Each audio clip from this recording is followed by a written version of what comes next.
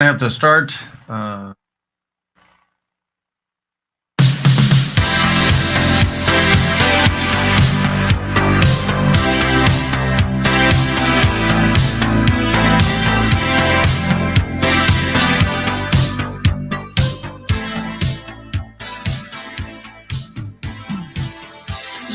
night I was dreaming out loud. California sun was making my eyes dry. Next year in the winter, let's give it a try. I'll keep on dreaming out loud tonight. Summer's over, and you still haven't called me back. We're just getting older. Soon enough, it'll be too late to act. Let's do it again. Let's ride on that waves of gold. California sun.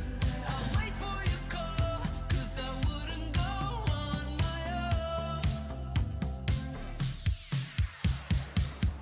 Last night I was dreaming out loud. California sun was making my eyes dry. Can we still make it happen? It's worth a try. And I might keep on dreaming out loud. It's a beautiful life, staying under blue skies.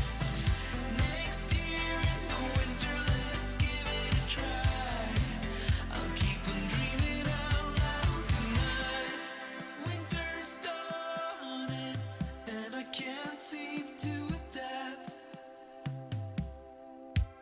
And somebody told me that you felt the same way since we went. Why won't you give me a call? We'll ride on those waves again. California sun. And I can wait through a storm, 'cause without you it wouldn't be the same. Last night I was dreaming out loud. California sun was making my eyes dry. Can we still make it happen? It's worth a try. Oh, and I might keep on dreaming out loud. It's a beautiful life, staying under blue skies. And next year in the winter, let's give it a try. I'll keep on dreaming out loud tonight. Yeah, I'll be dreaming out loud tonight.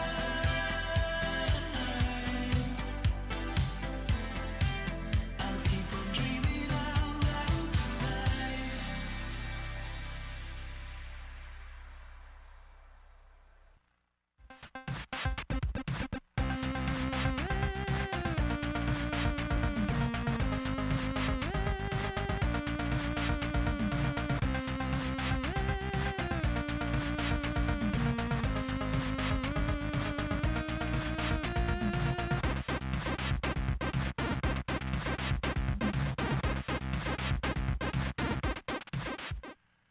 So in 2007, I remember standing in my 3-car garage. I had just bought a house.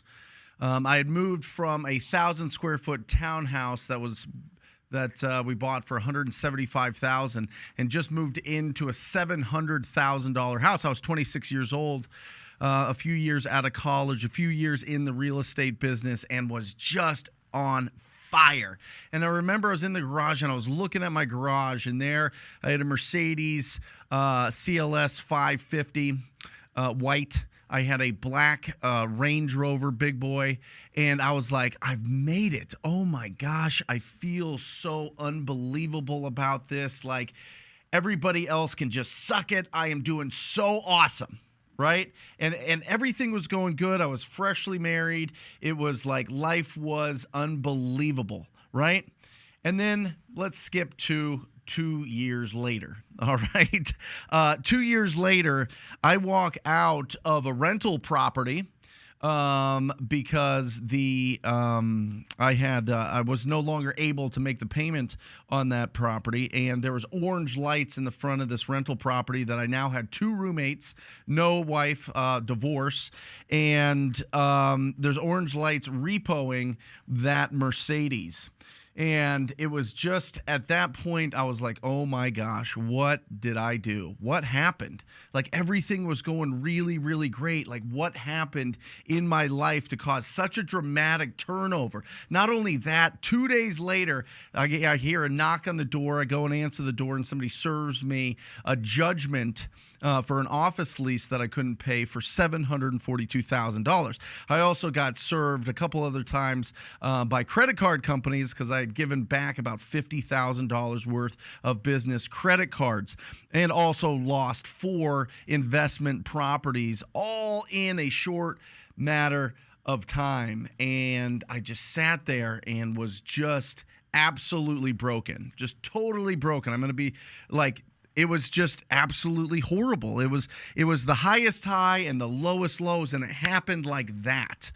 And it took me a long time to start scratching and clawing my way out of this hole, and did it through just being a real estate agent, doing any kind of thing that I could do. I was posting ads to Craigslist to help people find apartments so that I can make $200 to $500 on the commission that you would get from helping people get into apartments. I was doing anything that I could to just make ends meet, and selling properties and showing buyers these really cheap houses in the downturn, and it was really exhausting. And then I found wholesaling. And then I found, by knocking on a bunch of doors, that you could just go out there and you could just talk to a lot of people, a lot of property owners, and have a good quality conversation and be able to find opportunities. And it totally changed my life, totally revolutionized my life. And I think that's why I get so loud. That's why I'm so passionate. That's why I love this audience so much. This is why I love doing what I do with the coaching and with my own business, is because if you follow certain principles, you win. And there's really 10 lessons that I want to go through that I learned from that experience, so that you don't have to go through any of this. You don't have to pay such a huge dumb tax, stupid tax, you know what I mean? So that you can keep taking action and keep moving the ball forward every single day in your business, every month, every year. Because no doubt about it, the market conditions are going to change with interest rates rising, and they could get to 8% by the end of the year is kind of the projections, right? It's going to make our business a lot tighter, and you have to have a lot more skills. But on top of those skills, you need to understand these 10 lessons. All right, let's break this down. This is going to be fun. Is this microphone in the way? Yeah. No. Okay. Here we go. Number 1, be productive, not busy. Right? This is what income-producing activities, what value are you actually providing the community and marketplace every single day? Like, who are you talking to that you can solve their problems? Who are you following up with? Who are you setting appointments with? Who are you going and meeting face-to-face to really understand their motivations, their timeline, the condition of the property, and the price that they want? You have to be productive, not busy. This is where everybody gets stuck in, you know what, I'm doing stuff for my business. I'm getting ready to get going. I'm doing some stuff. I'm putting together a logo, a business card, a website. I'm doing a lot of research. I'm doing this type of thing. This does not get you paid. Income producing and being productive gets you paid. So when you're looking at the hierarchy of priorities throughout your day and where you're going to put your most attention and energy throughout the day, it has to be on talking to people. It has to be. I'm telling you, in this market change, you have to talk to more people than ever before, because there's going to be more people that actually need your help. For real. Because it's not just our real estate market that's getting affected, it's everything. Everything's more expensive, which means the people that were on tight budgets before and really white knuckling it and super stressed before are even more stressed. So go out there and be productive. Don't be busy. Busy doesn't get you paid. Be productive. Number 2, only spend time with motivated people. For real. And this is your crew, right? Your personal board of directors, the people that you surround yourself with, the people that you hire and bring onto your team. Also, the people that we're going after, the cash buyers and the distressed property owners. If they're not ready, if they're not motivated to make a change in their life and do something with this real estate that's causing them stress, get rid of them. One of the best tools in lead follow-up is a trash can. For real. Get rid of any unmotivated leads and get rid of people that, and it sounds harsh, but in your business world, as you're building this up, as you're being an entrepreneur, you need to be surrounded by motivated people. Motivated people that want to go out there and they want to serve the community. You need to surround yourself with that. With people that just want to turn it on and off their job and just do whatever they can and then, do their job just to pay the bills and then, live their own life. That's great and that's wonderful and it's blissful. I get it. But that's not an entrepreneur. That's not the choice that you make when you become an entrepreneur. That's not the brains that we have, let's be honest. Or we would already be doing that and being surrounded by people doing that. But during this time, with inflation going bananas, interest rates going bananas, buyers and sellers not agreeing on the price point, there's turbulence there. You have to be around people that are motivated. Number 3, empty the clip. Empty the clip, empty the tank. Like once a month, you have to spend all day on the phone. Now listen, I know some people that spend every single day of the work week on the phone prospecting and finding new opportunities, especially when they're new. All right, I'm talking 8 hours of solid reach out, solid contact, solid building the skills and experience. They want to fail faster so that they can evolve faster, so that they can grow faster, right? But you got to empty the tank once a month, shoot for, and it was back when I was a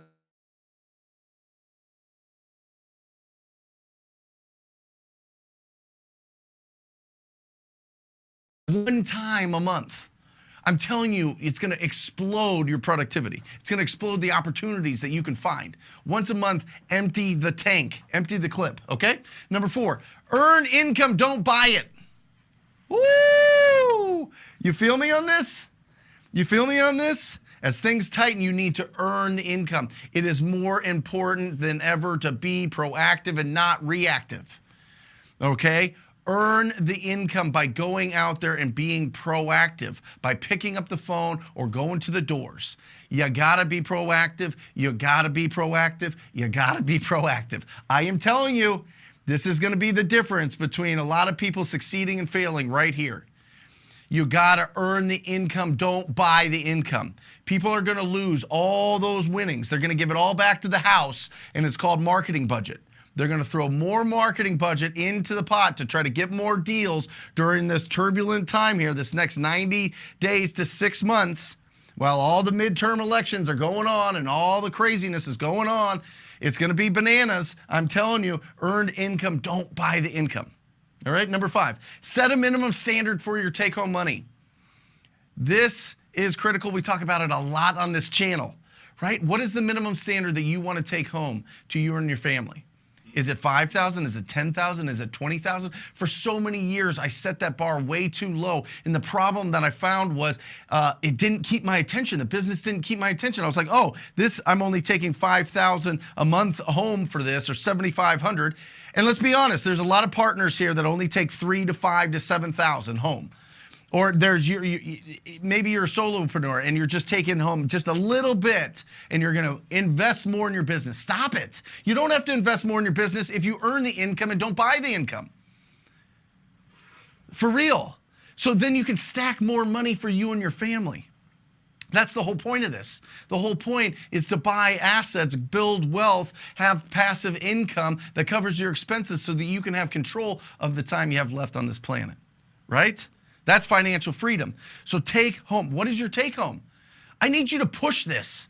It should be like 15, 20,000 minimum every month that you take home from this business, because it'll keep you from getting complacent. It'll keep you from closing that $15, $20, $50,000 deal and then not doing another deal for 90 days or 180 days because you're like getting creative and you're doing this thing, right? You're being busy, but you're not being productive.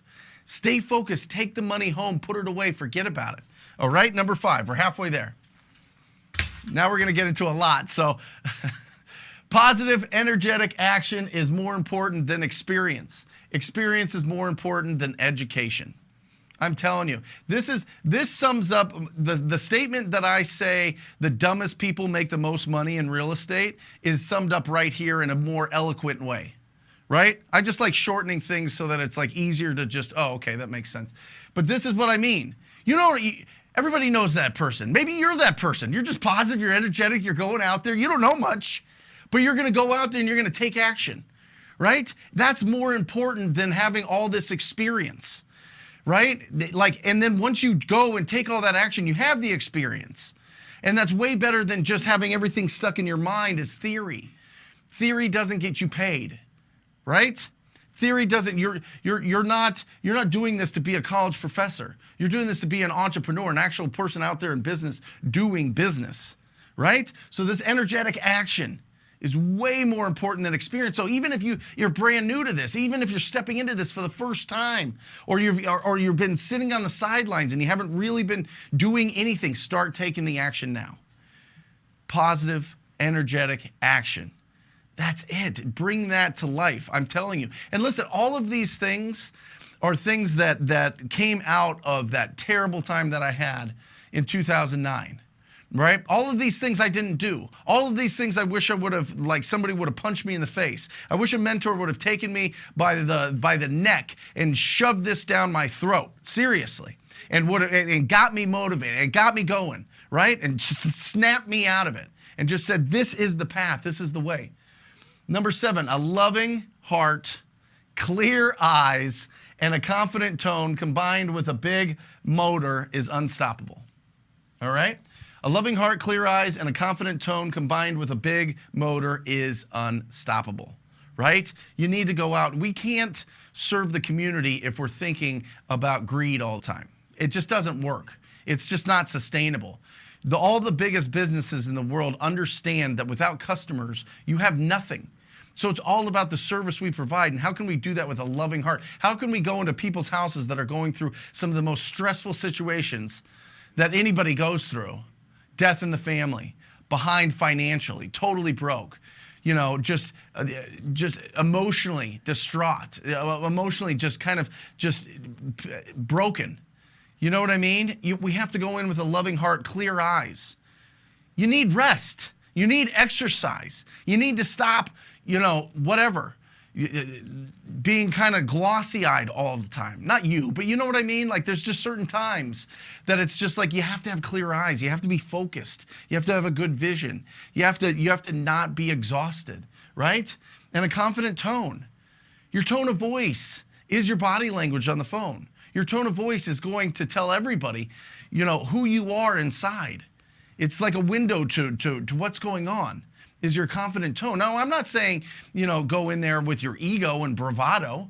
I'm just saying be confident that you know that you can help people out and you're focused on growing your business. That's what I'm talking about. And have a big motor. You got to work. You got to put it in. The biggest motors win. If you have a big motor and you're just pointed in any direction, you're going to be successful. I'm serious. Because eventually you're going to figure it out because you're going to fail so much that you'll be successful. So a big motor. Number 8, being yelled at, cursed, rejected multiple times a day is way easier than being broke. To a winner. To a winner. I'm just telling you, if you believe and you know inside that you are a winner, that you're going to do this, that you're going to succeed, all of these things aren't even on the radar compared to being broke.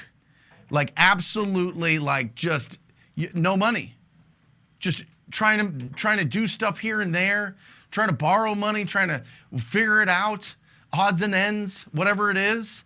Like getting yelled at and going through all this and rejected, that's part of being an entrepreneur. That's part of being in real estate. It just is, and you signed up for it, and it goes against everything that we know tribal, right? Everything tribal is like, make sure you stay in the tribe. Make sure you stay in the tribe. Like it's in our brain. There's like those, all the synapses are going, whoa, whoa, whoa, whoa, whoa. What's going on here? You know, don't get rejected too much. People won't like you, and then you'll be an outcast. It's silly. Stop it, right? Winners understand. Winners understand you go out there, you take action. You go out there, you're going to get rejected, you're going to get yelled at, you're going to get cursed. But keep moving forward. It's way better than being broke. Trust me. Trust me on this, because I had to go. This literally built my whole business and my whole fortune right here. Literally. I mean, tens of thousands of times. Probably 40,000 plus. I've been cursed at, yelled at, threatened, whatever it is. Here I am. Doesn't matter. You get through it. I'm telling you. And the 3. And can you pop this up? We weren't able to do the 2 years later one for some reason, but can we do the Warren Buffett quote here? Yep. And this is a little sexist, so change it to lovers instead of ladies here. But it's really important. There's 3 ways a smart person can go broke: liquor, lovers, and leverage. I'm telling you, they're terrible masters, right? It's just watch out for those things as you become successful. All 3 of those. All 3 of those was, I am guilty of all 3 of those for sure. And that was the downfall, for real. It was all 3 of those. And then Tim, smart business people make decisions based on time, information, and money. Time, information, and money. That's how you make smart decisions. All right? So make sure that you understand when you're viewing something, when you're filtering something, put it through the filter of time, information, and money. Really understand those 3 things so that you know if you're making a sound business decision. All right? Those are the 10 principles, the 10 lessons that I learned from losing everything and then crawling back into it and being able to build a successful multi-million-dollar wholesaling business, real estate business.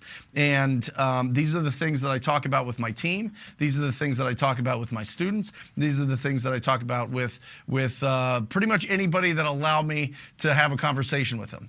But I'm telling you, really take these to heart, and it's gonna save so much heartbreak in the future if you implement these 10 lessons that I learned and just stay focused on what you do. Ugly houses, big checks, baby. Ugly houses, big checks. So that is it. That is my rant for this show. Thank you, guys. I love you all. I'm very excited to open this up to celebrations, to questions, to comments, and see how everybody's doing out there this week. Hope everybody's taking serious action. I hope everybody is doubling down on their efforts. And welcome to the Ugly Houses Big Checks show. I am Brent Daniels, Mr. TTP, Mr. Talk to People, and as always, I am here with my co-host Rafael Cortez, the CEO Pulse. And we're excited. We're really excited for the future. We're really excited about what's going on. We're really excited moving forward. Let me give you just a couple more things, tactical, to implement in your business this week, and then we'll get into questions and celebrations and everything else. But number 1, every lead that you have, you need to call up, ask them for an appointment, and go on those appointments. For real, every lead that you have, you need to ask for an appointment. If they're not giving you an appointment, and then you need to have this conversation with them over the phone. I prefer it face-to-face, but you need to say, hey, listen, I can lock you into a price today, but if you don't want to sell it now, in 2 to 4 weeks, the price is going to be 10 to 20% lower. That's just what's going on. And you can explain to them exactly what's going on with the interest rates, exactly what's going on with inflation, all of those things. But you need to go on every single lead. Listen to me. That you need to call up and schedule an appointment to meet with them and let them know what's going on, okay? Number 2, you need to call every other wholesaler that you know and say, hey, listen, do you need any help selling your deals? If you have a buyer database, if you have buyers that are ready to buy, you need to reach out to your fellow brothers and sisters out there, and you need to find those people that need help selling those deals, all right? You need to do it right away. Number 3, you need to cut out any unnecessary expenses. Anything that you've got out there that you're spending money on that you're not using and that's not getting you income, you need to get rid of right now. Cut the costs. Cut the costs right now.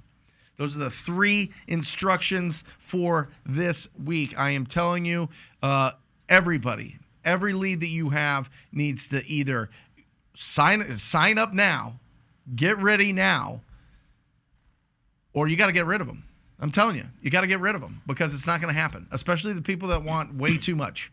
Get rid of them, clear the slate so that you can put in real motivated people because they're coming.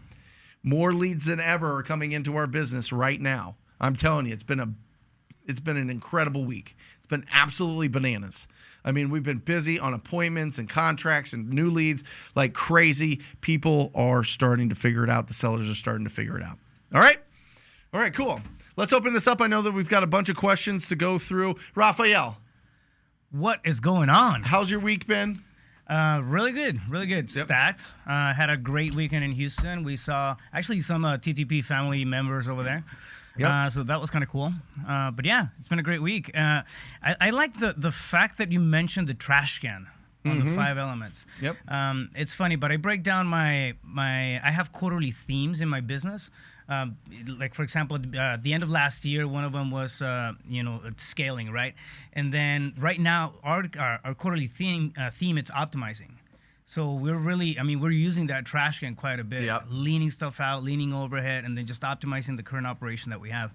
But yeah, it's important to have that kind of stuff in place and just see where you can, how can I operate better, right? Yep. So I love that. Optimize. Yeah. Optimize. That's it. Awesome. Let's crack this thing open. Not seeing any comments here, guys.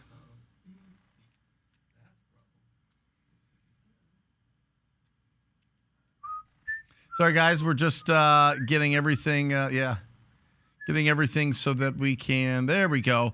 What formula to use? You want to get that big screen, please?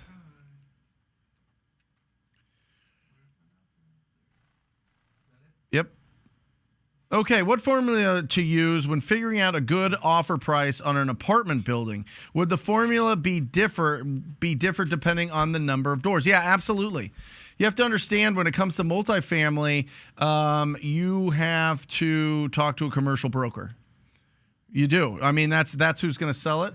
That's who is going to have most of the buyers on that, unless you're going to take it down yourself. But when working on an apartment building, it depends on how much money the apartment makes. How much rent are they taking in? What's the income statement?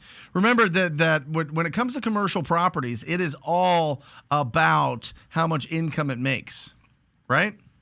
So they will find some comparables, but they're mostly working off of the income that it generates. So it just depends. My question would be, how much do they want? I would go to loopnet.com and I would look for anything in that area that is actively for sale, especially in that zip code, and just see what's going on. But people are typically going to look at cap rates when it comes to apartment buildings.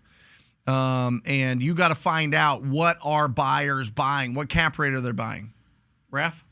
Yeah, same thing. I mean, anything under 4, if you can find 4 units, if you can find something that's a residential comp, we'll use that. But even then, I mean, we'll look at cap rates, Yep. Especially if it's a value add type of property where you can come in and improve it and then increase that cash flow. It literally increases the value of that property as you're selling it. Yeah. There you go. Tony S., how would you comp a property that has ADU capability? Do you comp normally and the ADU is just an additional plus for the buyer, or you add the ADU to the ARV when making the offer to the seller? Thanks. Yeah, I would find another property, another comp that has an ADU. That's what your buyers are going to do. And it just depends on the area that it's at.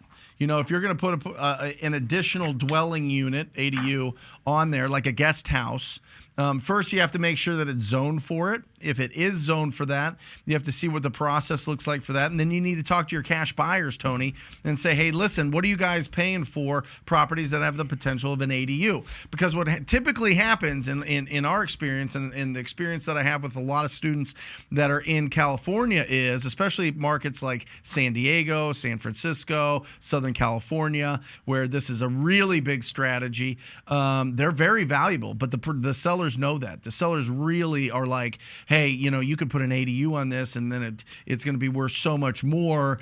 So I want, over retail value. You need to talk to your buyers right now. Also, you have to see, in your market, what is the cost? Is it $150 a square foot to build, or is it $250 a square foot to build? So kind of figure out those two metrics on what your buyers are willing to pay, and what other buyers have paid for with properties that have ADUs, or what the retail value when they have an ADU, and then make that comp and just say, hey, listen, here's the potential, and then back it out. If it's $200 a square foot to build in your area, then you need to take that into account. And you're building what, a 800 square foot place, that could be, $160,000, and they're going to want to get a huge benefit out of that. So just make sure that the spread's there.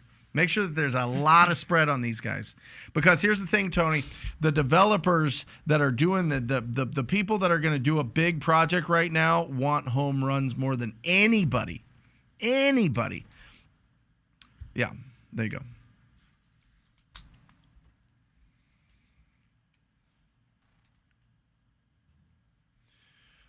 Does anyone know how I can find buyers for properties that need to be completely refurbished for wholesale deals?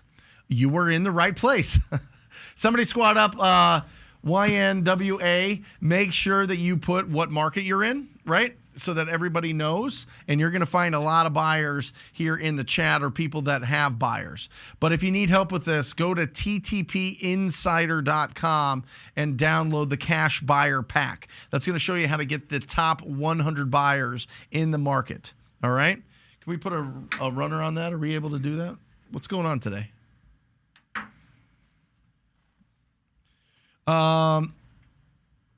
Alicia, what are the key filters to use on Batch PropStream to find the best leads? We've done a lot of videos on this, Alicia. A lot of videos on this. Some things that are very important are going to be the age of the property. I want you to go after properties built before 1990. I want you to go for properties that have been owned for at least 7 years, right? I want you to go for properties that 7 years ago, they were bought about 30% less than what the current median sale price in your market is. So Google median sale price Sacramento, median sale price Houston, median sale price Davenport, and find that out, put it at 30. So the top properties that you're going to be wanting to go after are going to be 30% under that median sale price. And you're going to want non-owner occupied and not on the MLS. And there's some basics there to find the tired landlord list to start with, but also you need to go build your driving for dollars list. Guys, I am telling you, if you are sleeping on building your driving for dollars list, and there's really no excuse, because you could virtually drive for dollars in almost every market through Deal Machine. I mean, Deal Machine, you go onto their site and you literally go through a Google map and you click on it, and it adds those properties to your driving for dollars list. So go to Deal Machine and get that and start driving for dollars right away. All right. Awesome. Hey, Brent. De Niro, there he is. Is it a good idea to ask a seller why they're selling? It is, in my opinion, an amateur move because it can cause friction, and it doesn't really, I mean, some people are just drivers, so they're going to ask it anyway. They're just going to be more blunt and ask straight away. And it depends on what market you're at. If you're in a more like blunt market, some of the East Coast markets, people just talk, why are you selling? You know what I mean? They do. I mean, it is what it is. But for the most part, if you look at the 4 pillars, let's put the 4 pillars up, Matt, of condition, timeline, motivation, price, you want to get the property condition first. All right, get the property condition first, and then get their timeline to sell. And if you do both of those, you're going to get the motivation. Okay, you're going to typically get the motivation, and you're going to pull that motivation out of them. They're going to explain to you why they're selling the property. So they're going to tell you, oh, it's totally destroyed, it had fire damage, or the tenants totally beat it up, or it's been vacant for a long time. These are the light bulbs going off in your head that say, oh, there's the motivation. There's the motivation, right? So get the property condition and then their timeline. Or typically we can get you your money in 30 days, close on this, get it all done in 30 days. Does that work for you if we close in 30 days? Yeah, I would sell it tomorrow. Okay, great. Now you know why they want to sell it and how fast they want to sell it. And now you just need to know how much they want for it. And that's the next step. So I don't really go, well, why are you selling? They should be telling you this because you're doing a good job pre-qualifying them on the property condition and their motivation. All right. Is it better to have the buyers first always or to speak to the seller? This is the chicken and the egg. Some people will say go and build up your cash buyer database. I think it's smart to know and have people that will buy your deals and that they're real buyers. But if you're going to go and bring it to them and say, hey, listen, what price would you buy this at? That's probably a better question than, hey, is this a deal? Don't ask that to people that do a lot of deals. Say, what price does this make sense? And they'll help you out with that if you need a good buy price. Fortunately, Key Glee is in a lot of markets, and you can reach out to them. They do a tremendous job of giving you buy prices so that you know that when you go in there negotiating that you can get that deal done, which is really great. So I would suggest you reach out to all the Key Glee franchises and make sure that you have some of the buyers that you can bounce things off of if you don't have, kind of a local mentor or just a mentor in general to review your work, right? I think it's very smart. But then don't let that stop you from talking to the sellers. It's not like either or, it's and. You do both. You should be talking to buyers and sellers every single day. It doesn't take that long, right? And if you reach out to somebody like a Keegley or something like that, they're going to give you a really good path to know if this is a deal or no deal and how big of a deal that is. Because that's the biggest thing that we face, right? When we're starting out is this a deal? Is this a deal? Is it a deal or no deal? And then second to that is how big of a deal it is, right? I remember the first deals that I did. I mean, I made tiny amounts and everybody else made, 30, 40,000 on top of it until I learned, oh my gosh, I know how big these deals are now. What do you think, Raph? Yeah. What do you coach? No, I think, a couple of things. We always pull a buyer's list because it usually gets rid of that mental block. Well, what if I get a deal locked and I have nowhere to push it? You can always go to batch leads and then pull a buyer's list from, for the area that you're marketing to. And it's going to make you feel better and whatnot. But what really matters is really, pursuing those sellers and being proactive when it comes to that. So it's we tee it up at the beginning and then we come back and really hone in once we have a property, once we have something. But during that process, we're building the power team, we're networking, we're squatting up with our wholesalers, signing up to different lists and that sort of thing. So you kind of have to do both simultaneously if you want to pull a buyer's list, just so you know what your pool is in that area. It's a good, healthy thing to do, but focus on that lead generation activity. Oh, I love it. I love that you hit on the confidence too, because sometimes we don't take action because we're like, wait, I don't have the money to buy this. I don't want to go lie to people. Yeah. And then you talk to one person or a couple people or a few people and you're like, hey, listen, if I find an unbelievable off-market deal, can we partner on this? Can you be the money on this? That's essentially what a cash buyer is. And they're like, yes, all day long. Now you're like, oh my gosh, I'm a real cash buyer out there. I'm having these conversations. If they're wondering about experience or they're wondering how many deals that we do or anything like that, I can leverage this person that is known in the area or has done a lot of business, and I can feel confident moving forward and getting those deals. Absolutely critical. Absolutely critical. Awesome. Jose, Brent, what you think is a good assignment fee on a commercial property depends on the value. I always shoot for 10%. I always try to shoot for 10%. That's why I really push everybody to go for properties that are above $150,000 once they're fixed up, right? $150,000 is the minimum that I would look at, because everything under there, you're making $3,000, $5,000. And that's great, and you can do a lot of those, but it takes up a lot of time, and the big, massive deals is the rocket fuel for our business. Those 50K deals, joining the 50K wholesaling club is so important. You should be doing a huge, massive 50K deal every quarter if you're staying consistent with your prospecting and marketing. But commercial, it just depends. I would try to shoot for 10%. Good question. A lot of commercial popping up today. Interesting. Yeah, there's all what, right. 3 or 4 so far. Hi, do you need updated WhatsApp, absentee, tired landlord, vacant, cash buyer, corporate buyer, tax lead, skip tracing service, Fiverr, and Upwork available? I think this is an ad. I don't know why this is on here. Does the instant offer formula include our wholesale fee? It does, Alicia. So like we talked about last week, can we pop that up? We adjusted it from 66%, 50%, and 25%. We've adjusted that to 60, 45, and 15%. And we'll pop this up right here. Sorry guys, Matt wasn't here last week, and we put in a bunch of stuff, and so we're just.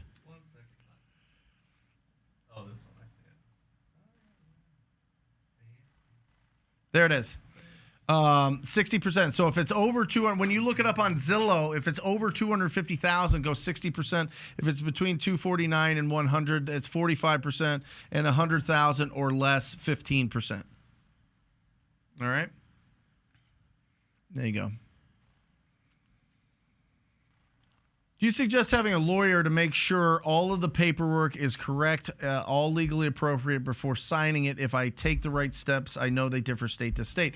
I highly suggest that you always have a real estate attorney review any of the purchase agreements that you're going to be using in your state. A hack for that is find the title company or closing attorneys and have a conversation with them in your state. The title companies have in-house counsel, and you say, hey, can I schedule a meeting with the attorney just to make sure that the paperwork is right, and it makes it really smooth for you guys on your title side.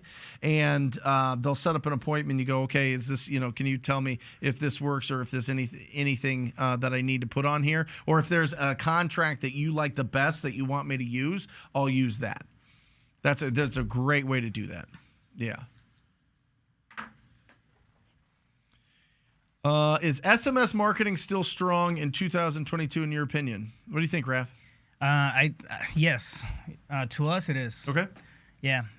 We did a couple of pivots when it came to SMS marketing.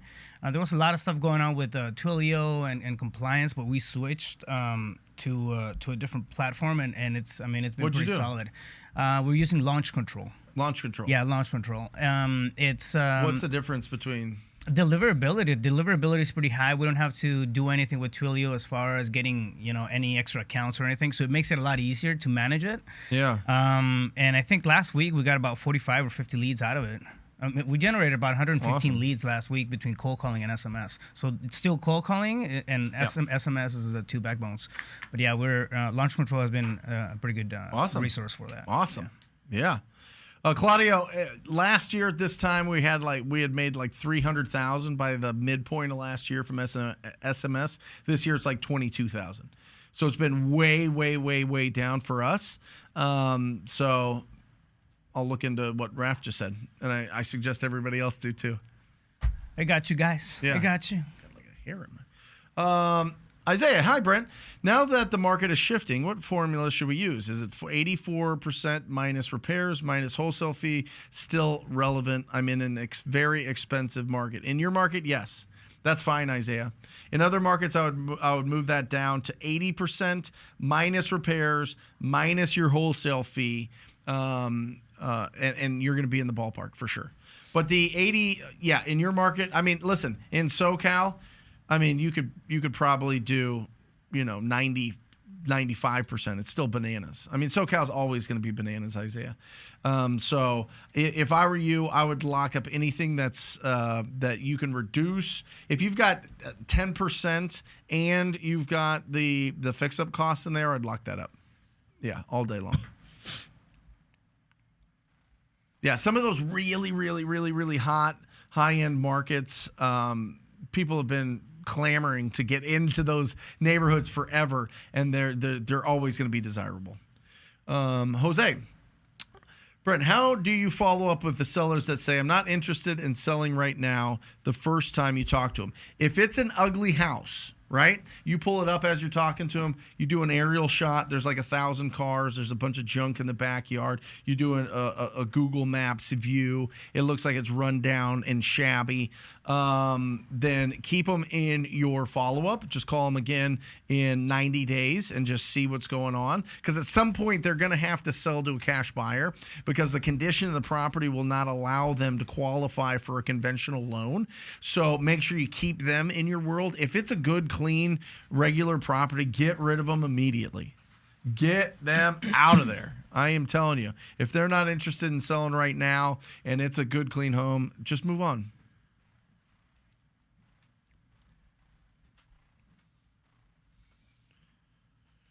Fully gutted. Nye asks, how to comp a property that's fully gutted. So there are different versions of fully gutted houses, right, Raph? Oh, yeah. You know what I mean? Some people, fully gutted is literally gutted, like all the interior walls are taken out, all the plumbing, all the electric, everything. So I'm going to assume that it's based on that. It depends on what market you're at, but you're probably to button up a house and put it all together. You're probably what, Raph? $100 a square foot? Yeah, we allocate about a 125. Yeah. For whenever we have something like that, but it does depend. Like when you say fully gutted, is it drywall or is it electrical, plumbing, and then foundation? I mean, Right. that's also a big thing. So yeah. I mean, if you're doing stubs up, it's we do at least 125. Yeah, 125 a square foot. Yeah. And then add that in. And so you're looking at it and you go, okay, the ARV on this thing is 400,000 times 0.8 times take 20% off the top times whatever the square footage is multiplied by $125 a square foot minus your wholesale fee is your max allowable offer. There you go. Anthony, I waited until I got the check to celebrate on here, but my check for was a $6K assignment fee for myself, $30K total, but had a JV, 3 more deals signed and getting closed. Holy cow. Let's go. 45 minutes into the show. I love it. Congratulations, Anthony. Keep it going. Interesting that, and this is something that's awesome. This is really great that you posted all of this information here, Anthony, because I want everybody to pay attention to this. It was a $30K deal. Anthony made $6K. Okay. And maybe it's his first deal. Maybe it's his first few and he's learning a lot, but you're getting paid to learn. That's incredible. But also if you understand and build a robust cash buyer database, that 30K is Anthony's, not just 6, because we all start here. We all start down at, kind of figuring things out and probably splitting deals for the most part. And then we start really growing and really building. And that's when we start jumping up our 6K average to 12K, to 24K, to 30K, 40K, 50K. Congratulations. I love it. That is absolutely incredible, Anthony. Absolutely incredible. Doritos. I have a 1,750 square foot home in Glendale, Arizona. Owner wants $400K, but my comps are coming in at $470. Oh, I love it. All right. Can somebody clear this off and we can talk about this? All right. So first of all, if I'm looking at this thing and it's $470,000 in Glendale, and it needs a lot of work. Let's just assume that it needs a lot of work. They want $400K for this thing. You can go with the 0.6 on this. So what's somebody have a calculator? What's 470 times 0.6? 470 times 0.6. He wants too much, by the way. 282. Huh? 282. 282. 282. He wants 400. 282. What's the lowest that he'll go? You know what I mean? Because let's take a look at this and see what's going on right now. Okay, so they want ARV at 470. RV equals 470,000. Okay, right off the bat, let's take off 6%. Can somebody? What's 6%? Of 470. 282. No. Or what? 6% off of 470 is 470 times 0.06 is 28.2. 28.2. Okay, and then let's take off another 14% for the profit that an investor is going to want to make on 470? 65.8. 65.8.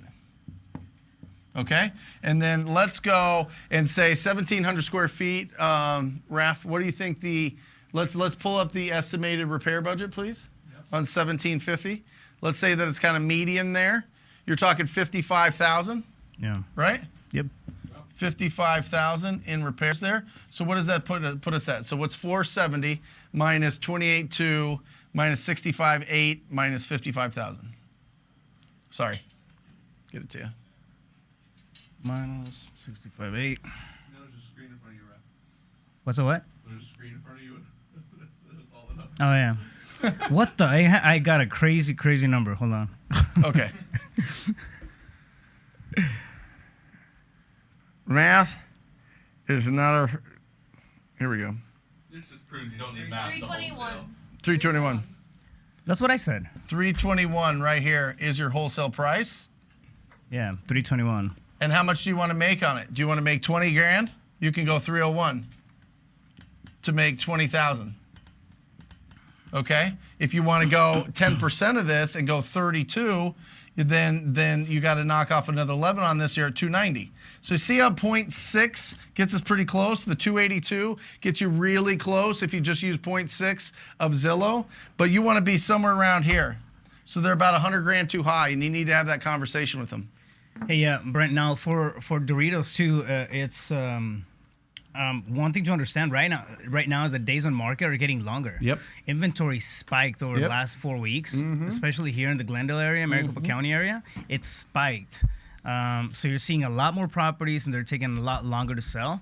Leverage that in the conversation. I mean, this is sellers are starting to get the memo of what's going on right now. Yep. And I mean, that's a big thing. So don't be afraid to bring that up and have that real honest conversation with them. Yeah, Doritos, 400 sounds like they want to sell it, and they're like, oh, it'll probably take whatever, 55,000 to fix it up, and then I'll get rid of the 6% commission so you can have it at 400. No, 280. That's where I want you to start your conversations. Guys, I am telling you, we are going to make a fortune off of people that lock up deals at 400, it falls out. They lock it up at 375, it falls out. They lock it up at 325, it falls out, and we pick it up at 280. I am telling you, it's going to happen. This is the market that it's going to happen. A lot of deals are going to fall out because people are going to get excited about locking up anything and just hoping and praying that it sells, and it's not going to. It's not going to.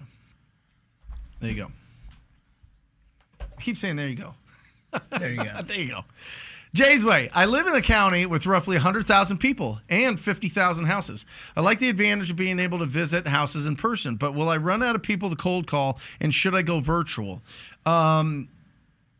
Maybe, eventually.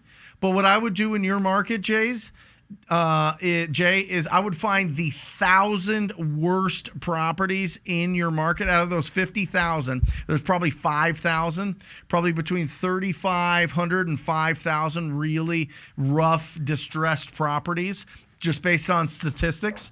And I would find all of the worst ones, the vacant ones, the ones that are beat up, the ones that are the ugliest in your market. And I would get obsessed with having a conversation with those property owners and figure it out, whether it be a call, a text, knocking on the door, sending them a handwritten note, whatever it is that you have to do to get a hold, DM them on social media, whatever it is, but do whatever you have to do to find those 1,000 ugly properties. And then you need to be the loudest real estate investor in your marketplace.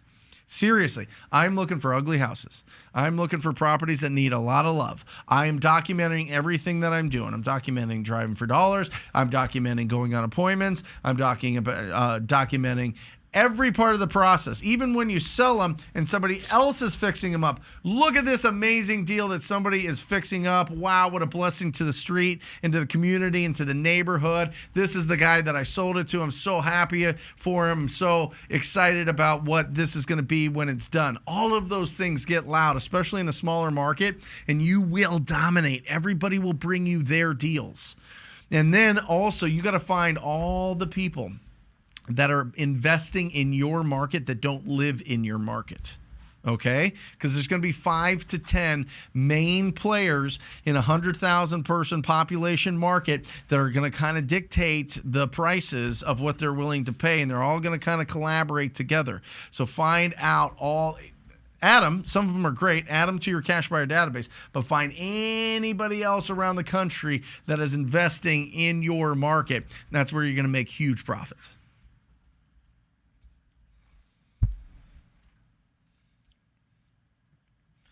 Zach, 9 contracts this month with 7 assigned after 3 years of wholesaling full time. It takes time. Zach, congratulations. Holy cow.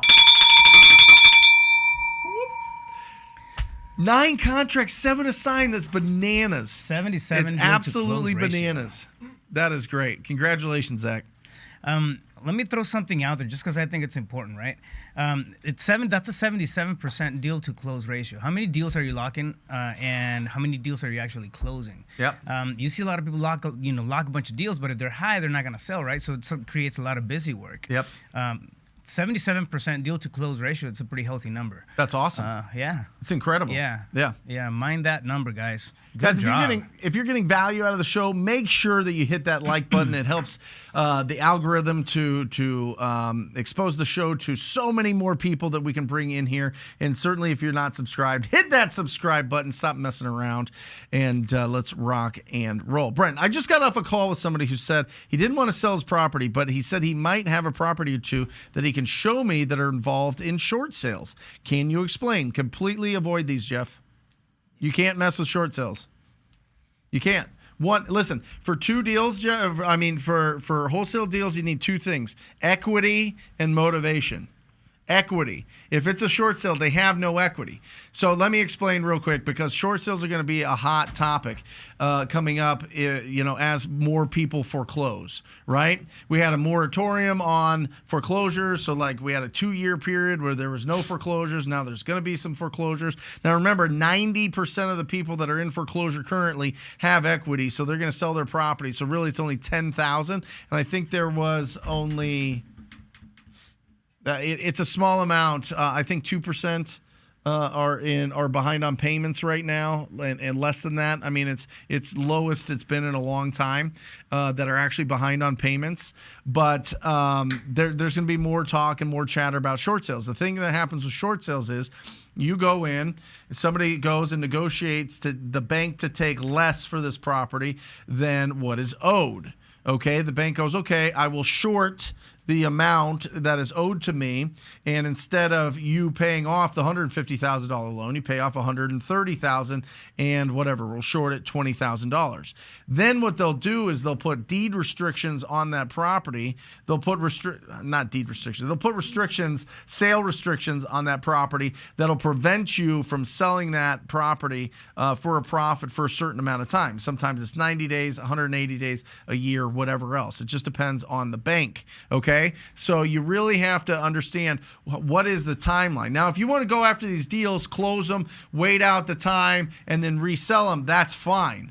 But if you try to every time that a short sale goes through, the bank's auditor will review the settlement statement, and if there's an assignment fee on there, they won't do it. If there's a double close in there, they won't do it. You can't even do it because they put the restrictions on you. So as a wholesaler, what you can do is you can get these deals to your cash buyers and say, hey, listen, here you go. Why don't you pay me? Let's make an agreement that when you flip it, I get a portion of the profits. That's what you can do. Now, does that always work out? Is it sticky? Is it weird? Is it something that could be a distraction? Sure. And if it becomes a solid strategy to work with your cash buyers to get paid once it sells and in some sort of partnership agreement, I'll let you know. But at this point, find ugly houses and get big checks. It's just, you're going to wait too long. You're going to put too much effort into this, and you're going to get paid way less than you would if you just found a deal that was a traditional deal with equity. Ball ply. Where do you recommend driving for dollars in Arizona? Everywhere. Any major market. So Flagstaff, Prescott, Phoenix, Tucson. There you go. You can mess around in Yuma, but the cash buyers in Yuma are pretty tight, and there's not a tremendous amount of them, but that's where I would go. Some Arizona people. Hey, listen, if you're in Arizona, by the way, we are doing a meetup tonight at 6 o'clock at the new Keegley office, which will be exciting. Pace Morby, Jamil DMG, Steve Trang, and myself will be on a panel speaking tonight. Occur. Please talk about closing deals on the MLS and working with agents. I do not close deals on the MLS. If I would occur, I would do the same strategy that I told you before. 60, 45, 15%. For real. I would put them out there. I would put them out there. Somebody's going to crack the code on this, and they're going to put in backup offers on all the ugliest properties that they see on the MLS that have already been under contract. They're actually pending. They're going to put backup offers on all of them, and when these deals fall out, they're going to scoop up, a couple extra deals a month from it. I think it's a really smart strategy. I might implement it. It might be a distraction, but if you don't have a tremendous amount of different marketing channels, that could be a really smart one. Where you go and you look up the MLS and you look at the ugly properties and they're under contract, you send in a backup offer and just say, hey, listen, I hope you close your deal. Hope everything goes smooth. If it doesn't, here's a backup offer. Let me know if I can be your safety net on this deal. I think that'd be really smart. With agents, you need to have conversations. You need to be talking to agents all the time. You need to work as hard as you can to find 25 agents that are going to send you 4 deals a year. Right? They're going to find, and they got to be off market. They got to be ugly properties. You got to tell them exactly what you want. Anything that you run across that's a really rough property, I want to know about it. I want to be your best buyer. And it's going to take some time. It's going to take probably 2 to 3 years to have that 25 people that are going to be just gangster for you and that you make a lot of money with. But I'm telling you, there's a lot of proactive agents out there that are making calls to the canceled, expired listings that fell off the market and the for sale by owners that aren't listing with a realtor, and they're calling and calling and calling, and they get that appointment, and these people don't necessarily want to list their house. They just want to sell it quickly, and boom, they're referred to you, and you get that deal for 0 marketing budget. I'm telling you, you got to, as you start evolving in this business, more of your leads should be coming from referrals than just from marketing and prospecting alone, for real. So that's what I would do with MLS. What do you think, Raf? Yeah, same thing. I mean, it's a natted bolt-on type of strategy, I think. At the end of the day, it's the question really, like when somebody puts that out there, the question really is, why are you looking at alternate, sources of deals? And I get it; it might be a good thing, but why not focus on the stuff that actually builds and stuff that you can control, right? You can't really control the MLS, stuff too much because it's coming in, at you from different angles. However, if you dive in and then you grow your own lead generation process, it's a different story. So. I see it as a nice bolt-on. We do get deals from agents. Usually before they put them up on the MLS, they'll give us a call, and then they still have to comply and put them up. But it's an additional type of thing, kind of like the cherry on top as opposed to the main. Love it. Just as a side note, Aaron, can you order a big calculator that I could just keep on this desk? And I can just do this so Raf doesn't have to go on his phone. He's got 15 text messages. He got to get out of there. We have one, right? Yeah. Where is it? At Alejandra's house. Because I'm using it for the real estate exam. Oh, got it. Let's order another one. There's only one calculator. Yeah, there's only one calculator. Nobody buys calculators. I get it. Alejandra has it. I guess I could use this iPad thing. I guess that would be smart. Yeah. Yeah, we'll just use that. Cole, Brent, I've been educating for the past 4 months or so. What should be my steps in this changing market after work to get my first deal ready to take action? 200 contacts, Cole. You need to go out and you need to talk to 200 distressed property owners to get a deal. I'm telling you, 200 to 1. It's the same stats, guys. But don't. It's one of the rules that we talked about. What rule was it? It was rule number 3 or 4. 4. Earn income, don't buy income. I'm telling you, in this business, in these changing markets, you need to be real tight with your marketing budget, and you need to take properties up. Listen, this is no different than we've talked about for the last 5 years that I've been doing this and coaching and being out there. The principles are all the same.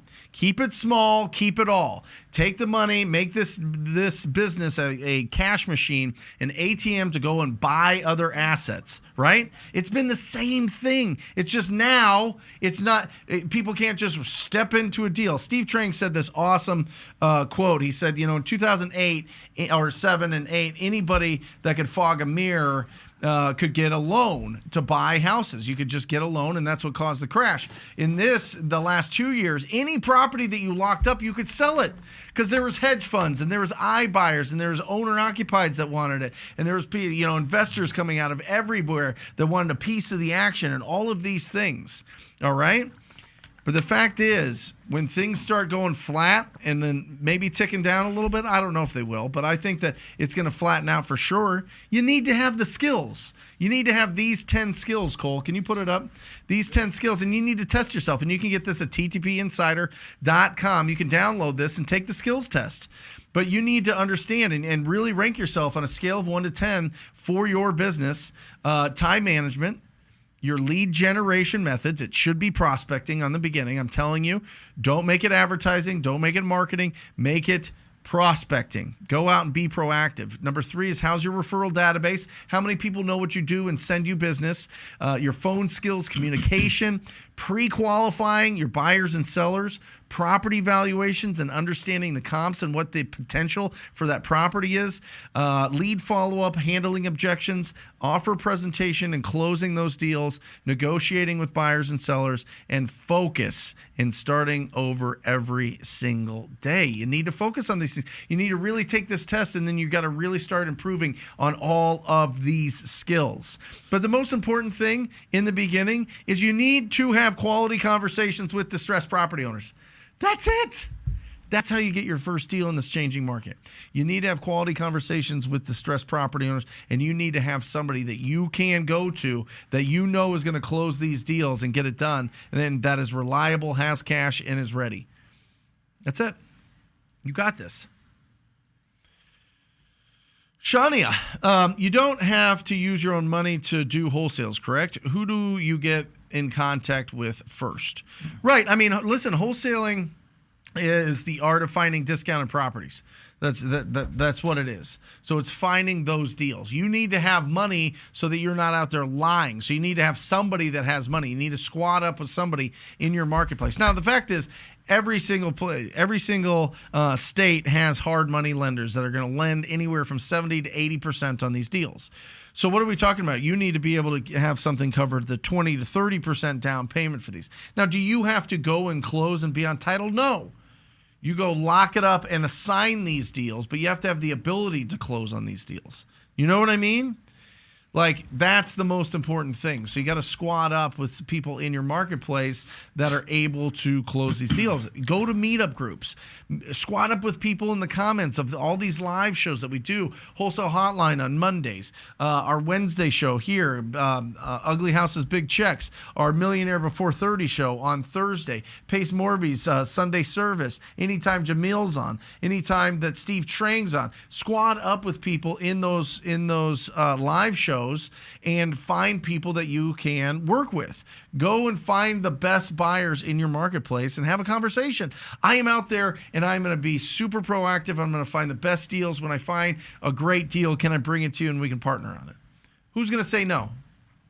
Seriously. If they say no to you, they're assholes and you don't want to work with them. And they'll probably be out of business soon. So don't worry about it. So that's it. The thing you have to focus on is building a pipeline of opportunities. Remember, being a real estate entrepreneur, there's 3 parts to the business. Lead generation, conversion of those leads into a signed agreement, and then your exit strategy. So in the beginning, you got to really, really, really focus on generating a lot of opportunities. Okay? Awesome. Austin. How do I comp a property in a rural area with no good comps? All the surrounding properties are mobile homes. Are the good comps, and the good comps are waterfront. The seller is very motivated. Austin, that's fantastic. Are there buyers? Do you have buyers in that marketplace? That's going to be really, really, really, really key. Are there buyers in that marketplace? If not, you're going to have to go way low, way, way, way, way low. Okay. And listen, I would see if, what the Zestimate is. What does Zillow say that it is? What does Redfin say that it is? What does Realtor.com say that it is? I would add all those three up, divide by 3 to get an average amount, and then I'd do the 60, 45, 15%. And if it's rural, you just make sure that they're not like pulling weird comps that are super high. Make sure that it's something that you think is pretty reasonable. Use your gut instincts on it. Hey, Brent, quick question.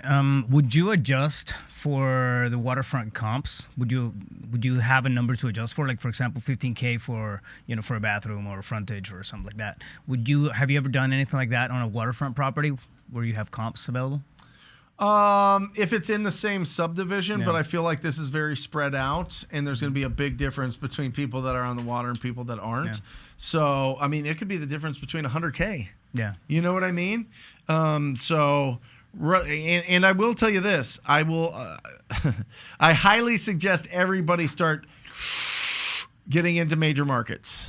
Like, you can work in that 100,000, that's fine, and be obsessed with those 1,000, right? But all of those outskirts areas, that's the first to get impacted. All those 45 hour away from a major market. If you're in that market, cool, and you can go and be obsessed with those top 1,000.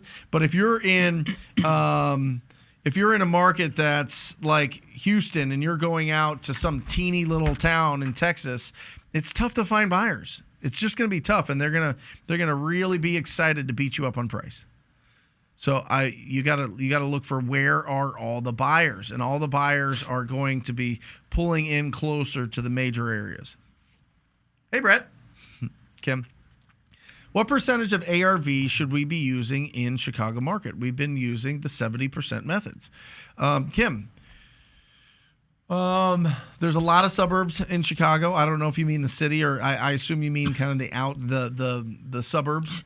70% is not what I would use. I would use 80% minus the repairs, minus how much you want to make. Yeah. And I would honestly, I would just use the 60, 45, 15% as you're building it up. And just see if people are in the ballpark, and then you can sharpen your pencil. But you should be sharpening your pencil with somebody that has your back, somebody that's going to either partner with you on the first couple deals and really help you understand the values so that you're not locking up things too high, and just making sure that you're getting actual deals.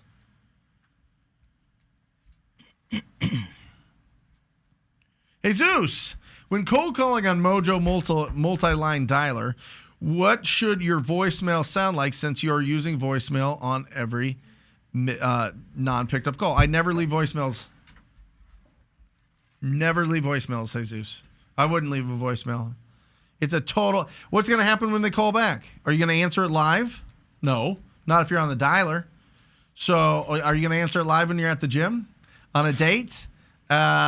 Sleeping? What would you do? Answer the phone, and then, okay, Alejandra said I would, because Alejandra has a big motor, and then they answer, and how do you know what address they're calling about? They go, hey, you called about my property. And you go, what property is that? And they're like, oh, you don't even know? It like puts you on a back foot instantly. We don't leave voicemails. Just don't. We catch them live, or we catch them through text. And that's been way more effective, because what happens is when people start calling you back and leaving the voicemails, now you're playing phone tag with them. Now you're doing research and all these things, and they just want to call you back to tell you that they're never going to sell their house, right? And then you answer it live, and they think that you're the only person, or they're the only person you called, and you're like, oh, I'm sorry, I've called a lot of people today. They're like, oh, geez, what's going on here? Is this a real serious? I'm not special. You want to add friction to a relationship? Make people feel not special right off the bat. And that's how sellers will feel if you leave voicemails, call back, and not know what property you're calling about. Now, listen, is there low-hanging fruit? Is there people that you couldn't screw up because they're so motivated? Absolutely. But you're going to waste way more time leaving voicemails. Ariel. So we should target estimated value 150K and above. Yes, absolutely. Yes. Listen, you can go after the lower stuff. It's just you're going to get paid a lot less because the repair costs for properties under 150,000 are similar to properties that are at 300,000. If we're looking at it, flooring costs the same typically. Cabinetry, maybe there's a little bit more in cost in there in the higher price properties, but for the most part, repair costs, labor costs is pretty similar, and so that eats up a lot of the profit, which means you can't sell it for as much as you could on a property that there could be more profit because they're selling for more. So absolutely, great question. Tony, can you break down the offer price estimator for big markets like Florida, Texas, Cali, and Texas? Sure. Okay. Here we go. So it depends on if you're in some really competitive market. If you're in Austin, if you're in Southern California, if you're in LA, if you're in Miami, then I would use 90%. I would do ARV times 0.9 or 90%, right? And then minus repairs, and then minus your assignment fee that you want to make. Sorry, I have my back to you guys. But 90% repairs, assignment fee, and that's where your max allowable offer is going to be. And then if you're in kind of like more of a market where it's not as competitive, something like Phoenix, Houston, Dallas, Tampa, Jacksonville, I would use 80% here. Okay? So 90% in those really, and by the way, these could be smoking deals if you get them at 90%. A lot of people in those markets are like, whatever. You know, I've owned this thing for forever. It's gone up a bazillion percent. I'm not selling. I don't need to sell. Make sure that if you're in these major markets that they are truly motivated. It goes back to the beginning of this. Only be around the people that are truly motivated, both the buyers and the sellers. This market is beautiful because it finally, all of the motivated sellers and buyers float to the top. They really do, especially the sellers. They're just going to float to the top. It's going to feel like it did in 14, 15, 16, 17, 18, and 19. Remember, the last 2 years have just been wild because of COVID and because of all the things that's been going on there. So before that, I mean, interest rates are rising, and that's fine, but the amount of inventory is going to start stacking up again, and it's going to be great, and motivation is going to come out of these sellers, and all these people that have been sitting on the sidelines are going to be like, oh my gosh, finally, I just need to sell, right? And so it's going to be fantastic. So that's what I would use there. Does that make sense? Do you agree? Yeah, I think so. Yeah. You like the 90% major? Yeah, I mean, I think it makes it simple to follow, and you're completely right. Where major markets have more competition, they have more opportunity. There's people willing to pay a lot more. Yep. I mean, that's definitely something that would go in Arcadia or, you know, some of those higher end areas. So.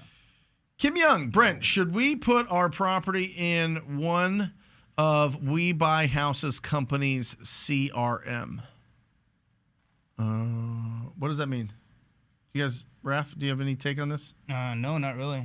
Should we put our property in one of We Buy Houses companies? I have no idea what that means. If you could give me some clarification on that, that'd be helpful. Matt, do you mind giving me my CRM? Guys, I did $1 million, my first $1 million in wholesale, and this is my CRM. Right here. You can get it on Amazon for $20, I think. Maybe more. Right here. It's 1 through 31, right? I have another one that's January through December, but this is 31 days. This is a monthly thing. And I would have a lead, and it would be in here, and I would pull it out on the, what is today, 29th, and here's my leads, and I'm calling, and I'm writing my notes, and then they want to call back next month. Boom, I put it here. Like, listen, unless you're doing, like, a tremendous amount of business, you will get lost in your CRM. Yeah. technology is one of the biggest, like, pour molasses on your business parts that we have to deal with. I mean, it is such a distraction because, again, we think that we're staying busy with it, but we're not being productive. Like, none of our clients are going into our CRM and being like, oh, I'm really glad that you have all these notes here. Let me do business with you. They're not. It's for us to stay organized. Now, listen, if you like keeping everything on a computer and doing all that, that's fine. I understand it. Just don't. You get 15 minutes a day. That's it. You get 15 minutes a day, and that's all the time that you're allowed to mess around in your CRM. Now, if you're in it, making your calls and doing all that, that's fine. But any other little, like, things that you're trying to figure out in your CRM, you get 15 minutes a day. That's it. The rest of the time should be, I am telling you, this is hustle season for everybody. This is hustle season for everybody. Everybody has to talk to way more people. Way more people. If you're dealing with 100 follow-ups or less, Yep. you don't need a CRM. Right. Thank you. I mean, you can. And you you're can, the CEO Pulse. I mean, you're the guy the that sets CRM up guy. my CRM. You set up you literally set it up. A very expensive, very elaborate, very unbelievable CRM. The best CRM, in my opinion, in the country. And you're telling people if you have less than 100 leads, you don't If need you have it. less than 100 leads that you need to follow up with, you don't need a CRM. You can go off of a spreadsheet, just do some columns in there on the follow-up dates. Paperwork's fine.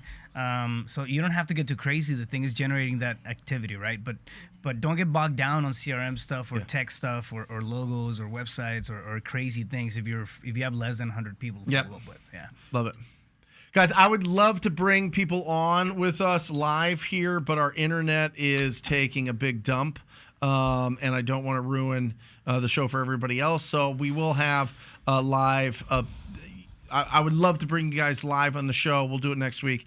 This week we're just we're dealing with some issues with the internet provider, but we're still live, which is great. Sometimes you never know. But yeah, it's exciting. And by the way, we're finally getting this office, and we're going to have a huge new studio in the next 60, 90 days, maybe a little faster, Matt. So a lot of the technical glitches are going to be worked out, and it's going to be an absolutely incredible show, really upgrading it for the future. So it's going to be great. Check some behind the scenes from you. Yeah, a lot of behind the scenes. Primal Eskimo, for SMS marketing, though, isn't there heavy regulation and can't use certain words? How do we bring in leads through text? Ref, I'm gonna push this to you because, yeah, a lot of the carriers are blocking a lot of the words that you use, so you have to be very creative. Remember, it's not regulation from the government. This is from carriers. This is from the actual people that have the cell. This is T-Mobile. This is Verizon. This is Sprint. This is all that. All those companies are worried that if people get too much spam, essentially, in their text messages, they will go off of their platform of text messages and they'll go to some other app. Whether it be Snapchat or DMs or whatever else. So they want to make sure that they keep everybody's boxes as clean as possible. It's just like Gmail has a spam blocker, right? Yahoo. Alejandra still somehow has an AOL account. I don't even know how that's possible, but she has an AOL account. Anybody have a Hotmail account? I saw her on Anybody? MySpace. I saw her on MySpace yesterday. Yeah. AOL still works for me. So, Raph, go Her ahead. best friend with is the Tom SMS. from Yeah. MySpace. Yeah, no. So it's carrier compliance, right? That's really what's happening. But they're red flagging a lot of words. Basically, what we do is we stay on top of that stuff, and then the update the templates that you use to send out stuff. But it is not necessarily regulation that's happening. It's blocking, but you do have to keep an eye out for the red flagged words. If you do a simple Google search, you'll have updated stuff that each one of the carriers is looking at. For example, Verizon, T-Mobile, and all those guys. So we look for red flagged words. And one of the other things that they put out too was you had to identify yourself. If you're not identifying yourself in the text messages, what makes it a little sketchy. Especially if you're sending out blind texts, that can be one of the things that also blocks it. So they're looking at a couple of different things, but I mean it's nothing crazy. We ended up with a pretty solid template of text messages where we say who we are, what our intentions are. We also give them an opt-out option. So to opt out, press no, or type no or whatever, and then working around those compliance issues. But it's a great lead generation source. I mean, we went dry there for about a month and a half because we were trying to figure this out, and then it just picked right back up. Awesome. Yeah. People hating on the AOL. Hey, I never got hacked or anything. Caden, how would cares you about disclose AOL. to a seller that you are making money, but you aren't the person buying the house? It's in the contract that we have at ttpinsider.com. It basically lets them know that you're going to be making a profit on the property, so they know up front, and I think that that's pretty important. But for the most part, they understand that you're an investor. So it depends on what your exit strategy is. So remember this. So we talked about this, right? Let's go to this real quick, just for everybody. So, and I think this is really important. 3 parts of the business: lead generation, okay, conversion. I got to figure out a better word for that. I feel like there's a better, easier word than conversion. And then exit strategy. We use pre-qualification. Yeah, but it's part of that. All right. So lead generation, you can buy your leads, right? You can wait for them with referrals, and then you can earn them, right?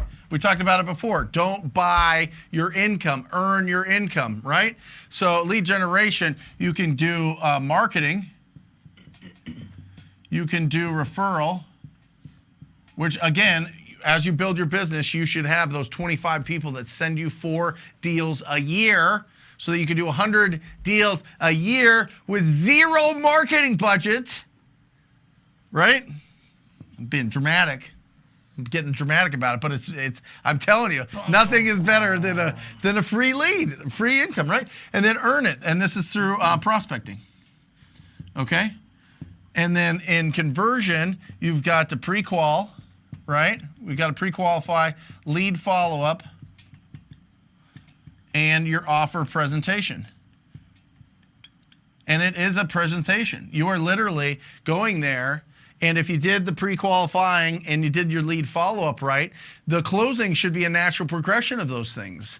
You should be able to get those deals closed because you know you've overcome the objections, you've answered the questions, you've done the pre-qualifying, you know that this is a real lead, a real deal, and so you go and get that. And the exit strategy that we're talking about here is you got only 3 things in real estate, okay? You can flip it, you can hold it, or you can assign it. So here's the thing. Go into these appointments with the understanding that you have 3 options with this property. You could buy and hold it. I have no money, Brent. People do. You could raise the money if you had to. Without a doubt. Without a doubt, if I kidnapped your dog and said that you had to find the money to buy a house and keep it, you would be able to do it. You would be able to do it, right? Everybody? Yes, agreement? Everybody watching? Yes? Okay. So you could hold it. You could flip it. You could find an investor that says, hey, listen, let's partner on this thing. Let's close it. You put in the money. You get you put in the construction. You do your side of things, and we'll split this deal, whatever it is. So you could do that. Or you could assign it. So here's your 3 options every time that you're sitting down with a property owner and you say, listen, once we have this agreement signed, that's when I'm going to go and make the decision on what I'm going to do. Hold it, buy it, assign it.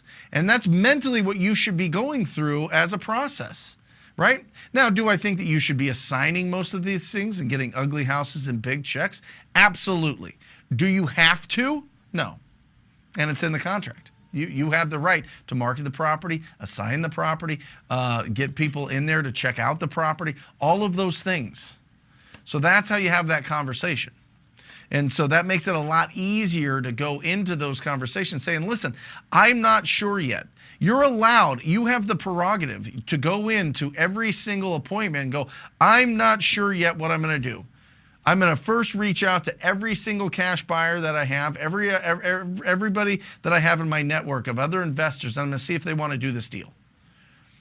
Let me explain something. Most sellers don't care, first of all. They don't care what you're going to do with this property. They know that you're going to make a profit on this property. They just want to be done with this property. So going in fearful that like, oh, this person's going to be mad that I'm making money. They should know that. If they're mad that you're making money, they should list it on the MLS. And that's 90 to 94% of the real estate world. That's what they do, but we're working with the 6 to 10% that wants to trade potential equity in their property for speed and convenience. That's what they do. I mean, there's 6 to 10% of people that do it every single day. We ring the bill every single week of people that are successfully closing deals all around the country. Every single minute of every single day, somebody's getting the deal of a lifetime. It's just a matter of time before it's you. Boom. How many times do you call a list before pulling a new list? Reason TV. 2 times through and move on. Call lists 2 times through and then keep going. Keep going. Pull some more. And typically going through a list, the metrics on that is you're going to call 50 addresses an hour. And usually that's about 100 to 150 calls an hour if you're using a dialer. And so you just budget that. So how many hours are you going to work? Are you going to work 20 hours a week? Are you going to call 20 hours a week? And 50 hours or 50 addresses an hour, that's 1,000 addresses that you can go through in a week. And you go through that list twice. Now you've got 1,000, and it took you 2 weeks to go through that. You need another 1,000 for the back end, so you need 2,000 for the month. So just multiply the amount of hours that you're going to call by 50 addresses an hour. We're adamant about calling just the first 2 numbers that are on the list. Oh, for sure. You guys do the same thing? For sure. Yeah. Yeah, call the first 2 numbers because with batch, and guys only use batch. I am telling you, I got 2 texts today from new students that are part that just joined the TTP coaching program, and they said, "Oh my gosh, the data from batch is so much better than PropStream. Oh my gosh, the data from batch is so much better than Deal Machine." Yes, I am telling you, every list that you pull should go through batch. Yep. I'm telling you, am I their shill? Sure, I'm their shill, whatever. But they're the best. They're the best. They're the best data. That's exactly what we use. We use it all the time. Are they good friends of mine? Yes, absolutely. Do I love their data? Yes. It's the best. I want you guys to actually talk to people and get results. Generic name. I like that. Why not? I mean, why not just put it right on the nose? I like things like that. That's funny to me. That's funny to me. I like that. It reminded me of the Wi-Fi names that you get, like in coffee shops. Yeah, coffee shop Wi-Fi names. Coffee Or shop. the AOL names. Do I need an entity to wholesale? Do I need a license to wholesale? Can I wholesale out of state? Please respond. Yes. Thank you for saying please. Do you need an entity to wholesale? No. Should you? Probably talk to a CPA, hashtag not a CPA. My CPA set it up. And then for years, and then Prime Corporate Services. Do we have that link as well? Prime Corporate Services sets it all up, guys. They do it basically at cost because they want to help you file your taxes and get you business credit. That's really their bread and butter. But they do a phenomenal job of setting up these businesses. I would not do it yourself. I suggest to all of my students not to do it themselves because it's a whole rabbit hole and you don't want to do the wrong paperwork and the whole thing. I don't want to mess with it. I want to find ugly houses. Do you need a license to wholesale? You need a license in some states. He's in Chicago? Yes. If you're in Illinois, you need a license to wholesale. And I believe Nebraska just went too. Yeah. Nebraska does, what was it, Kansas, I think, or Oklahoma, one of those. I'll pull that up. Will you pull it up, what license you need or what states you need? Can I wholesale out of state? Yes, absolutely you can. I do deals in Florida on a monthly basis, and I've never been to any of these cities or towns or communities. And a lot of people on here do it all over the place, so reach out. So there you go. Congratulations. Welcome to wholesaling. It's going to be an exciting journey for you. You've come at the right time. People are going to get real motivated. So that's awesome. Generic name. Cool. There he is. Hey, Brent. Been leading since around February or March and want to get my first deal in July. What steps should I take to do that will be productive to get my first deal? First of all, I think he's lead generating since February. So if you have a pipeline of leads, you need to call every single lead this week. And if it's not that many, today, and schedule an appointment. If they don't want to schedule an appointment, just say, okay, just wanted to let you know what was going on in the market. We're probably not going to be able to do business with you. I wish you the best of luck. For real, get rid of them. Seriously, go on every single appointment. Cole, you need to wake up every single morning and ask yourself, who's going to sign a contract today? Who's going to sign the purchase agreement today? Somebody is. Who are they? And then from there, you need to just every single day, Monday through Friday, or as much time as you can, depends on if you're part-time, full-time, I get it. Can we put the schedule up, Matt, part-time and full-time schedule? Yeah, give me, Cole, I'm going to give you the perfect part-time schedule and the perfect full-time schedule. And that way you can really stay focused on the actual income-producing activities and cut out all the distractions. And I think that's going to really help you to get to that first deal as quick as possible. But it's obviously centered around being super, super proactive, talking to as many ugly houses as possible, and sticking to a schedule. Remember, the first skill on that on that I skipped that on that real estate skills test is time management. That's the very first skill. So how much of your time is set up to being proactive? I have a full time. Do you want to start there? We'll go full time first. Yeah, that's fine. Here's your perfect full-time schedule, 8 to 8:30 to 9. Practice.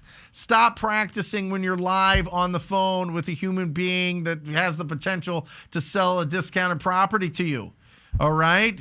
Get the wiggles out. Get confident. Get the voice flowing. Get your tone like on pitch, on tone. Like get it ready. 9 to noon, you're generating leads. You're going bananas. You're getting after these deals. Lead generation from 9 to noon. Take a quick lunch. Takes 15 minutes to eat. All right? I've seen Raphael eat a whole steak in 2 minutes. All right? It's a real thing. He could slam. Listen, you do not need hours and hours of going to lunch and doing this whole thing. Stop it. 12:15 to 1 is lead follow-up, and 1 o'clock to 5 o'clock is additional lead follow-up. And that's driving for dollars, seller appointments, cash buyer. What's the part-time? Part-time. Here we go. 20 hours. Listen, there's 168 hours in a week. 20 hours to go towards building your own business. 20 hours of going towards that goal that you've always had. That big walnut-shaped thing in your brain that's been sitting there forever that says, I am an entrepreneur. I am a business owner. I want to set my own schedule. I want to control my life. I do not want to be average. I do not want somebody to tell me where to go and when to do it and how to do it and for how many years so that I can just pay the bills. No longer. That thing that's been stuck in your brain since you were born. The thing that you would just feel. You got to find 20 hours to dedicate. You got to find 20 hours that you can commit, and 15 of those should be lead generation. All right? 1 hour of practice and role play, 1 hour lead follow-up, 1 hour driving for dollars, 2 hours for your appointments, driving for dollars, and lead follow-up. All right? That is your schedule. So to answer the question in the longest form possible. Yes. You find the time and generate the leads. And every lead that you have, you need to schedule an appointment with and sit down to them, knee to knee, face to face, belly to belly. It is changed. If interest rates go to 8%, like they're predicting by the end of the year, watch what happens. Yeah. Seriously. Yeah. That's the only thing that's changed, guys. Inventory hasn't gone up dramatically. It will. Interest rates have changed because of inflation. Inflation is because they printed $5.2 trillion to bail everybody out for the last 2 years. So there's more money out there. The government needs to make sure that all that money's not just keep floating out of there because that raises prices. When there's more of something, there's more to spend. So prices go up. So the central bank needs to pull their Hoover vacuum out, and they need to suck out this cash from the market. And how do they do it? It's called interest rates. It's called interest. It goes back to the central bank because the bank lends money to all the other banks that lend money to us. Right? This is economics. Interest rates go up when inflation goes up. So that inflation goes down, so there's the less money supply. Then the value of $1 means more. That's economics. One thing to consider also too on the schedule and the time blocking part is efficiency versus effectiveness, right? You can be super efficient at dialing, at setting up your workspace and creating this, but is it effective? Just focus on the tasks that are at hand, the stuff that you're doing, and be intentional about the effectiveness of things on the follow-up. If you're going to allocate 2 hours a day, be effective during those 2 hours a day, right? And understand where that's taking you. What steps forward did you actually take today, in comparison to what you didn't do yesterday? Yep. So keep that in mind, effectiveness and efficiency, two different things, especially if you're in a time crunch. You want to make sure that effectiveness of what you're doing is there. Right. And just, I love that tactically. When it's time to be proactive and make your calls, it should already be set up. You should press go, right? If you're hand dialing because you don't have a budget for a dialer, first of all, get a budget for a dialer, 100%. But if you're hand dialing, you need to have all your phone numbers ready so that it doesn't eat into your productivity, right? Like, you need to be productive, not busy. So just make sure that you are making your calls when you're supposed to. And then if you have a dialer, all of your lists should be in there. They should be organized. You press the button and you are calling and calling and calling and calling and focus on actually reaching out. All right? Hey, Brent, I love your positive energy. I've been following the small win stacking mindset. Put in an offer for a buy and hold duplex in Indiana today. Come on, Reed. Let's go. I love it, Reed. Congratulations. Now, let's get it locked up. Okay, let's get it locked up. Now, with your buy and hold properties, remember this. It is a different business. So you've got finding deals, wholesaling them, assigning them as one business and a focus.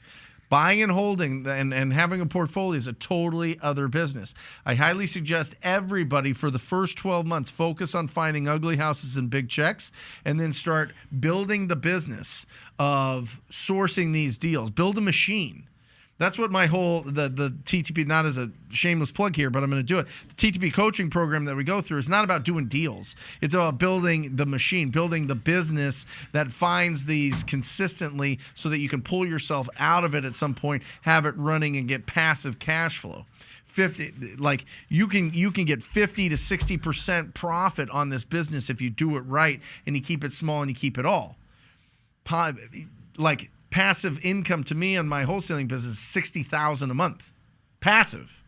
You have to own a lot of real estate to be able to do that, right? So, but that goes into assets, obviously. So, congratulations.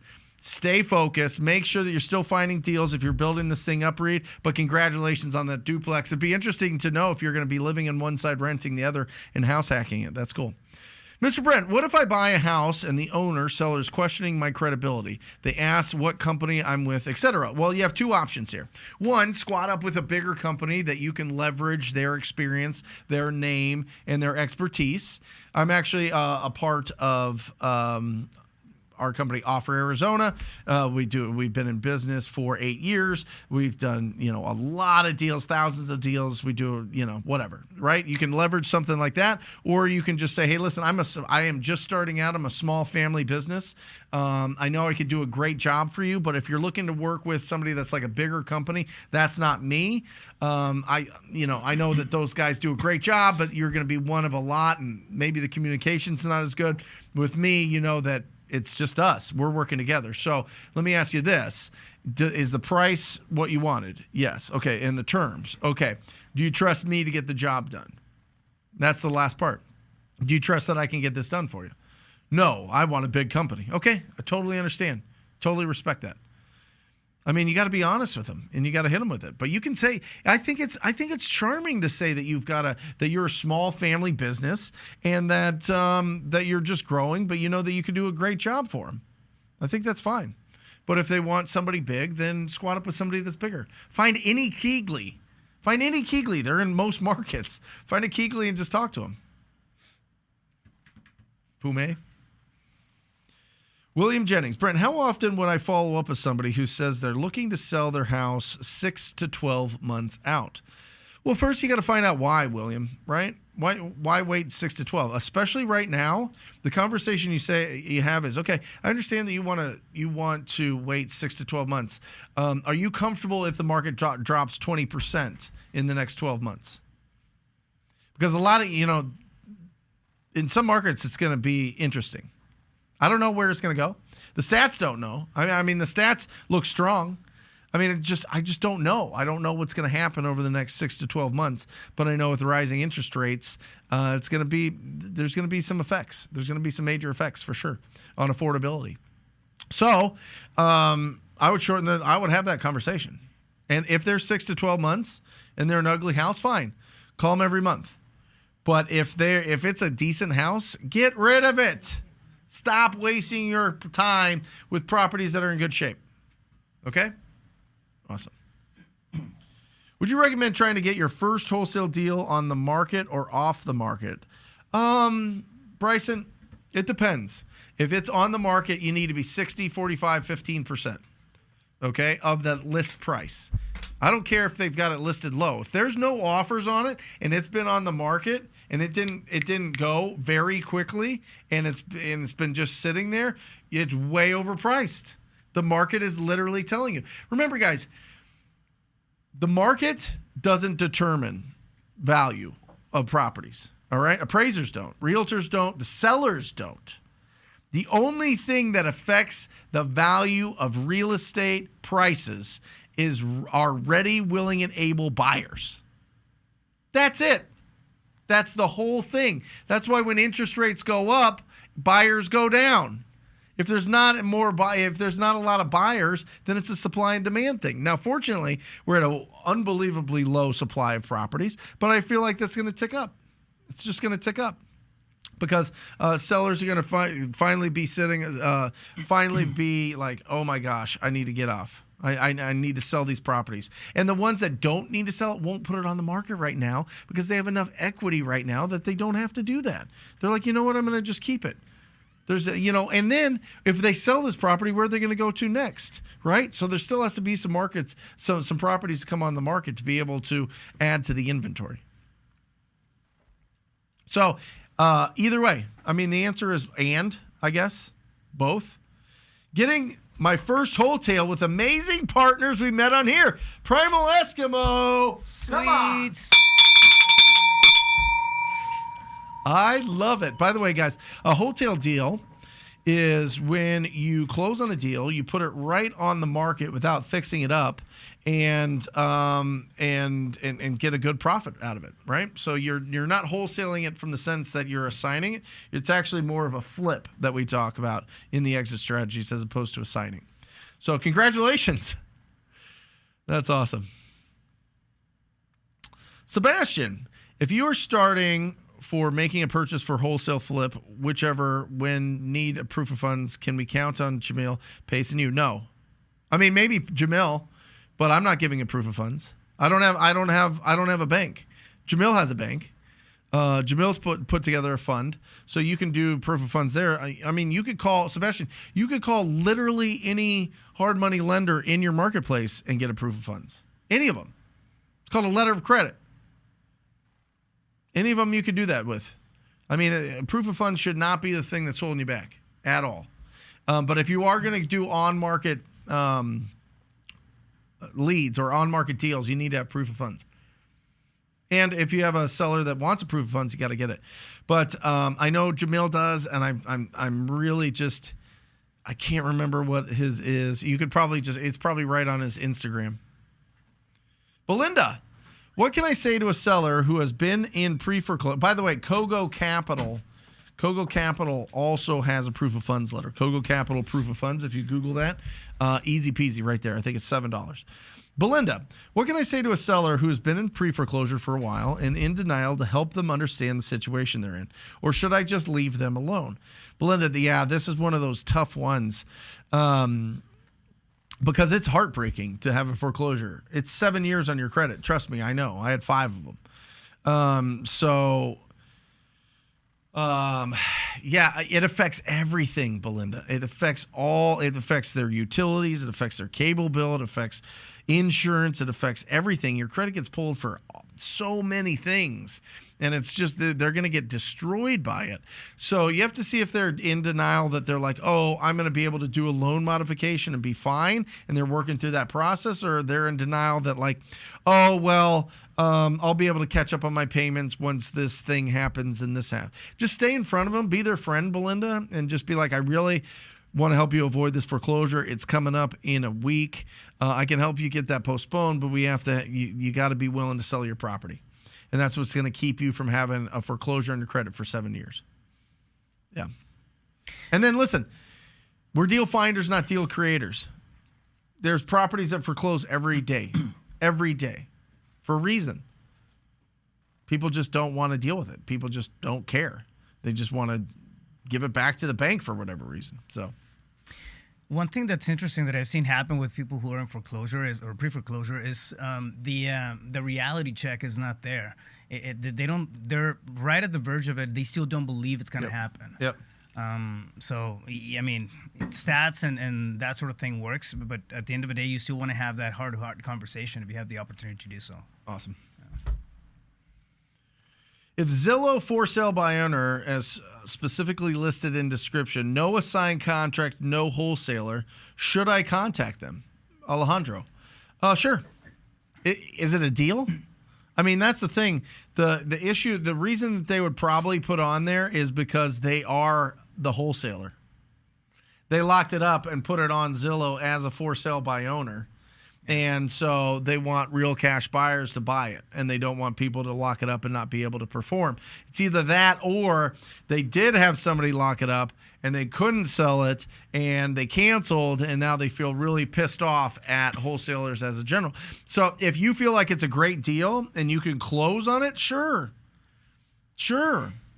Listen, wholesale price or wholesale terms. You know what I mean? Like maybe they won't take a low price on it, but maybe they'll try something creative. You never know. So call them up, see what the scoop is.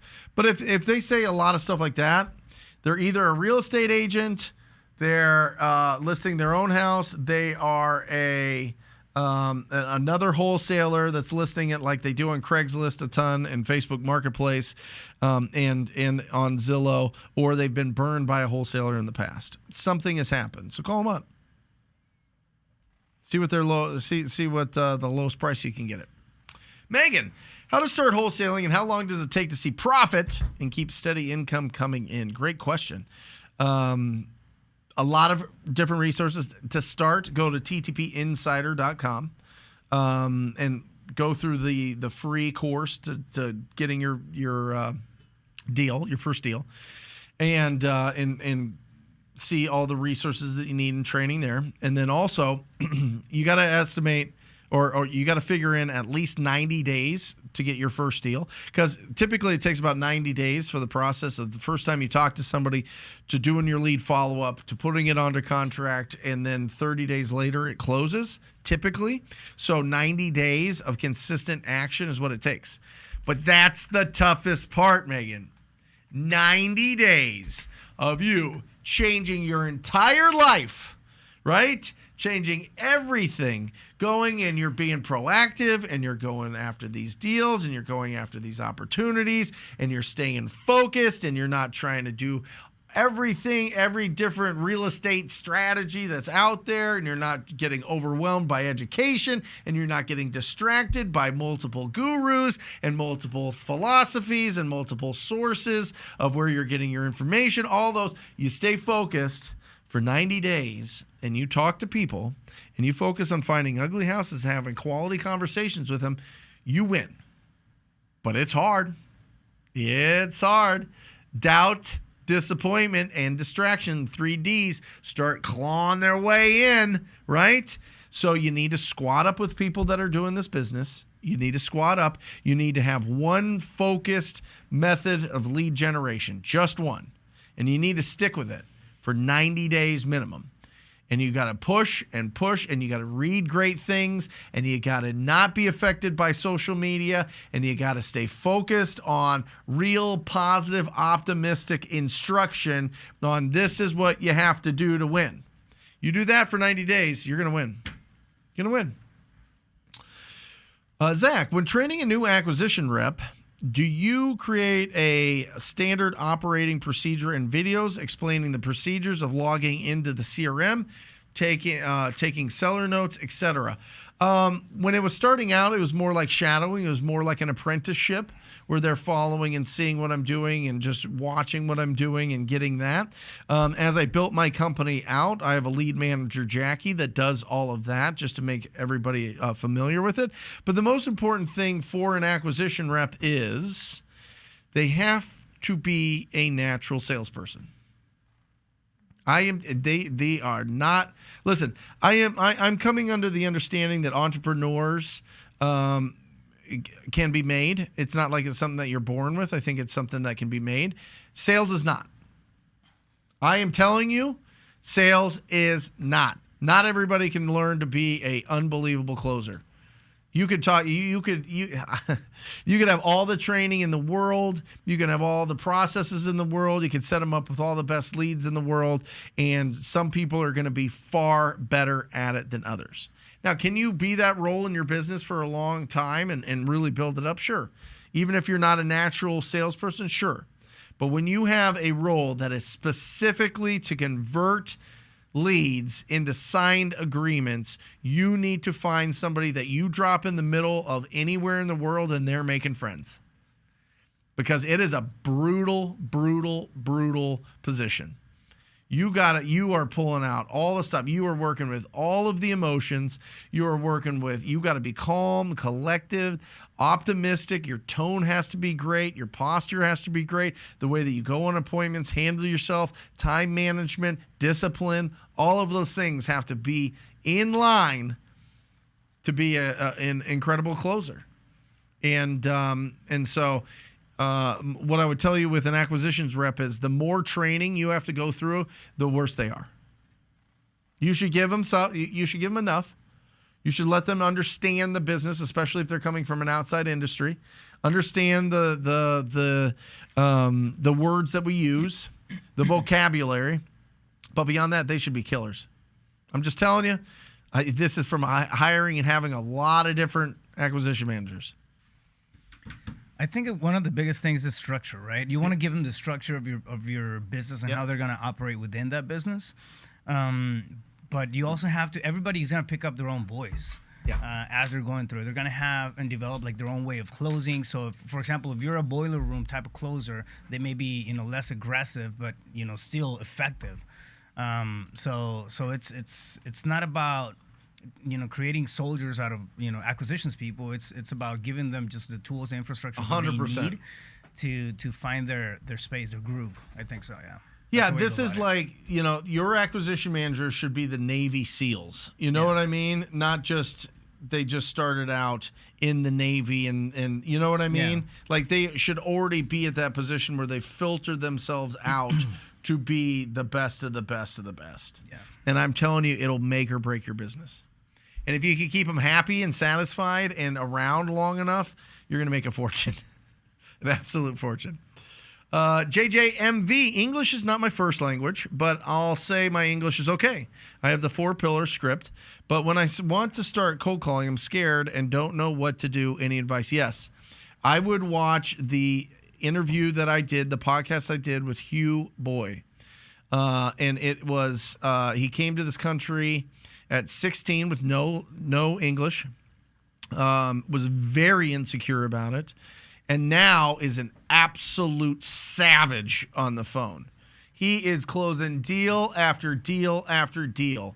So I want you to watch that, not to compare yourself to Hugh, but as inspiration, right? As inspiration that, like, he just pushed and pushed and went for it. And it just, at the end of the day, I think that people understand your heart. People understand what you're trying to do to help them. And I think that you should have confidence that you're doing an amazing thing for the community. And I think that if you're confident and optimistic and your tone of voice is strong, maybe there's, it feels a little bit like people are not catching everything that you're trying to communicate, but it gets better. And then at some point, after you've built your business up and it's robust and it's running, you can decide if you want to hire people to do that for you. But I would watch that interview. It is absolutely bananas. I think it's got like 4,500 or 5,000 views. It's just incredible. It's an incredible story. So, one more? We done? One more. What a great show, guys. Thank you. I'm going to go through real quick the 10 lessons. If you're just jumping on, make sure you go back and rewatch the beginning of this. But the 10 lessons to help you avoid getting crushed in a shifting market and just getting crushed in any market, just being a better business person that I learned from paying a lot in the stupid tax and a lot in losing everything.